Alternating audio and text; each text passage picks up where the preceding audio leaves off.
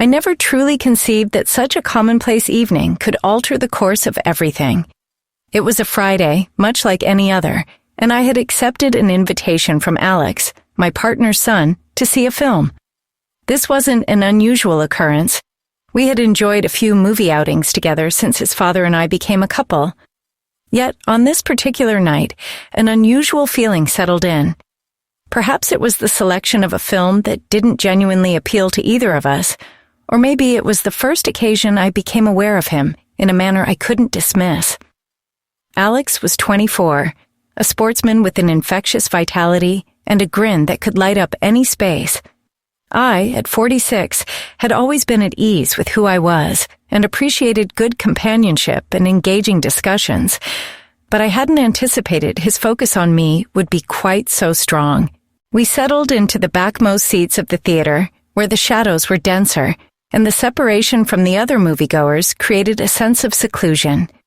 Initially, everything proceeded as usual, my quiet chuckles at some of his whispered remarks.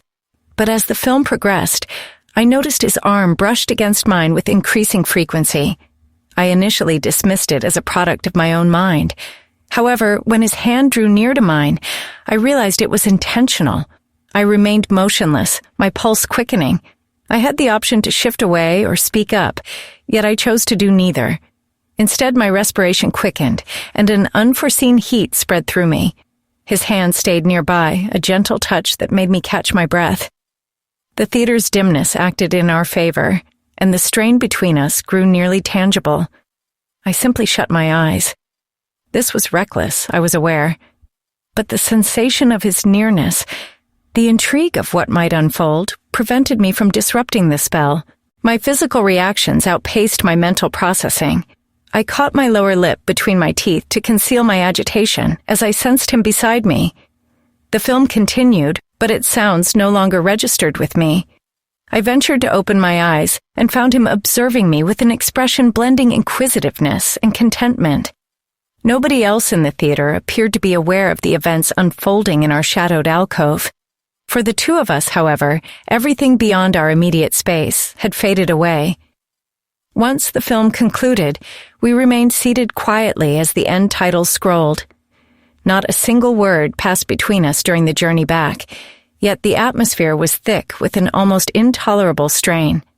I sensed a definite shift. The pressing query became, what would transpire next?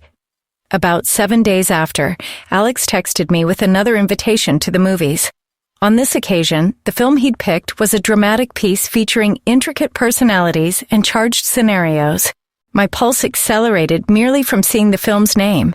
I understood the implication, as did he. Nevertheless, I agreed without overthinking it. We convened at the theater once more, opting for the rearmost seats. The auditorium was nearly deserted, heightening the charge between us. From the very beginning, I sensed his eyes on me. The film commenced, and the screen displayed sequences brimming with feeling. Each hushed word, each movement depicted, appeared to mirror our shared sentiments. Alex didn't hesitate to close the distance. His hand sought mine initially, his fingers twining with mine before gliding up my arm, leaving a burning sensation in its wake. As his hand settled on my waist, I drew nearer to him instinctively. His warm breath near my ear sent a shiver down my spine.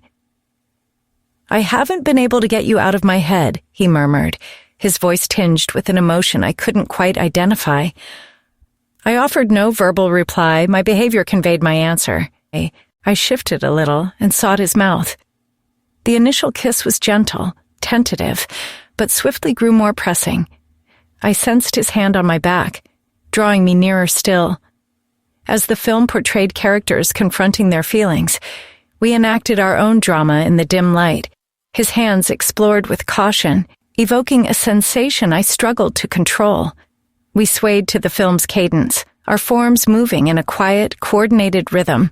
The impression of being watched, even though no one appeared to register our actions, only intensified our consciousness of the moment. As the house lights illuminated at the film's conclusion, our breathing hitched, and our bodies still quivered faintly. We exchanged a glance, aware that our experience had transcended a simple cinema outing. The subsequent days were a blend of unease and anticipation. Each gaze Alex and I exchanged within our home was laden with a significance only we comprehended. We were unable to disregard the events that had transpired. Thus, when he suggested another meeting, I accepted without a moment's delay. I was certain that on this occasion there would be no retreat. We reached the theater appearing like any typical couple. However, the instant we stepped into the room's obscurity, our pretense dissolved. The film itself was inconsequential. The true spectacle was unfolding between us. We occupied the familiar back seats, my heart pounding fiercely, aware that we were on the verge of transgressing a final boundary. From the initial instant Alex drew near, his lips met mine with a pressing need that stole my breath. His tongue investigated with curiosity while his hands caressed my form. There was no space for uncertainty or remorse. Only the present existed, and the compelling urge for closeness. His hands glided over my back. I sensed his quickening breath, his fingers mapping trails on my skin. A sigh escaped me involuntarily as his mouth discovered my neck, kissing me with a blend of gentleness and fervor. I nestled nearer to him, acutely aware of his body pressed to mine. We swayed to the film's score, our forms melding in a quiet choreography. Every one of his actions caused me to become disoriented to our surroundings. The fervor escalated with every meeting, as though our spirits were intertwining in a captivating play from which we had no desire to break free. After the film concluded and the lights came up, we regarded each other wordlessly. Verbal communication was unnecessary to grasp the nature of our actions and their significance. We were aware we had ventured into a shared magnetism. We departed the theater hand in hand, conscious that the room's shadows had observed more than just a routine departure. This marked the start of something more profound, more intricate, and neither of us felt inclined to halt its progression. Following that final movie outing, the dynamic between us had irrevocably shifted. It extended beyond the spark of clandestine glances or seemingly accidental brushes. It was the conviction that we had experienced something significant together. The days unfolded with a blend of routine and hopeful waiting. In our shared living space, we kept up a facade, trading smiles that conveyed far more than any observer might guess. Each instant our paths crossed in the corridor, I was conscious of his eyes upon me. One night, while I was preparing tea in the scullery, I sensed his presence before he uttered a single word. He approached me with the composed air of one who is certain of his desires. "Are you turning in soon, Ilara?" Alex inquired, his voice hushed. My hand trembled a little as I held my mug. It was not an innocuous query. I understood that. I met his gaze, a touch of confusion in mine, and encountered his deep-set eyes that appeared to dare me. "That's contingent," I answered, feigning nonchalance. "Perhaps we could view another film here at the house." The quiet interlude stretched between us, heavy with unspoken understanding. My respiration deepened, becoming more deliberate. The notion was captivating, yet the very prospect sent a tremor through me. I sank onto a chair, not uttering a sound. Later that evening, when the household was asleep, I was once more in his presence. No large projection or theater seating was present, yet the ambiance between us remained just as thick, engulfing, and unavoidable. He switched on the television, allowing a film to play, though neither of us focused on its images. His proximity was a quiet tempest, poised to unleash itself at any second. When he eventually broke the silence, his voice was a mere breath. "You realize this isn't merely a diversion, don't you?" I didn't reply immediately. I had sensed it from the outset, but vocalizing it was another matter. "I'm aware," I mumbled. The admission hovered in the air, as delicate and perilous as the longing that surrounded us. And in that moment, I grasped that retreat was no longer an option. The film played on, unnoticed.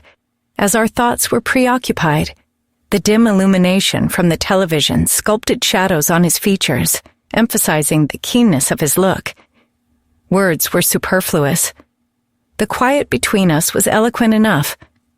I sensed his hand brush against mine, a fleeting touch, yet unmistakably deliberate. My skin tingled immediately. My thoughts raced. "Don't. I can't. We ought not to," I whispered, but my voice lacked any real resolve. He inclined his head ever so slightly, his gaze never leaving mine. "Then instruct me to cease," he challenged. I did not.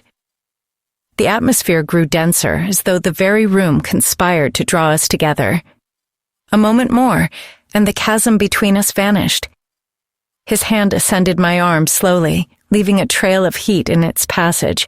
My respiration grew labored. This wasn't the rush of adrenaline depicted in films. There was no apprehension of discovery, only the profound intensity of the impending moment. "It's more than just wanting, isn't it, Alara?" Alex questioned, his tone a blend of assurance and fragility. I shook my head, incapable of speech. No, it was not. His hand lifted to my cheek, his fingertips outlining my jawline with surprising gentleness. His exhalation brushed my lips, but did not breach that final space. I was anticipating a cue. My heart hammered within me, caught between apprehension and the conviction that one more move would alter everything. Yet we had already transgressed numerous boundaries. I shut my eyes and surrendered as our lips at last connected. There was no haste, only a measured, almost sacrilegious discovery. His hand slid to my waistline. The movie played on, unheeded in the periphery, as we became engrossed in a dynamic from which escape was no longer feasible. The kiss was neither rushed nor awkward. It was unhurried, purposeful, as if we were charting a territory simultaneously prohibited and destined. My fingers grasped the material of his pullover, seeking an anchor as the surroundings around us hazed over. When mere fractions of an inch separated us, our breaths mingled in the room's dimness. My chest heaved quickly, and his shadowed eyes smoldered with a ferocity that made me tremble. "Instruct me to cease," he reiterated, his voice now deeper, more resonant. Yet, the words remained unspoken. For to halt him would mean to refute the connection we both recognized between us. I stayed quiet, and in that lack of response, the outcome was sealed. I sensed his fingertips trace a path along my spine, a contact both delicate and galvanizing. No rush, no haste, simply a muted interplay where each caress posed a query and every breath out was a reply. The movie on the television reached its conclusion, but we remained ensnared in our personal narrative. Beyond our walls, the world continued its course, oblivious to the events unfolding in the shadowed space of that room. Silence reigned when we eventually drew apart, our eyes meeting with the shared knowledge that we had passed a point of no going back. I rose initially, sensing his stare follow me as I moved toward the exit. I paused for a brief instant before vanishing into the hallway. "Good night, Alex,"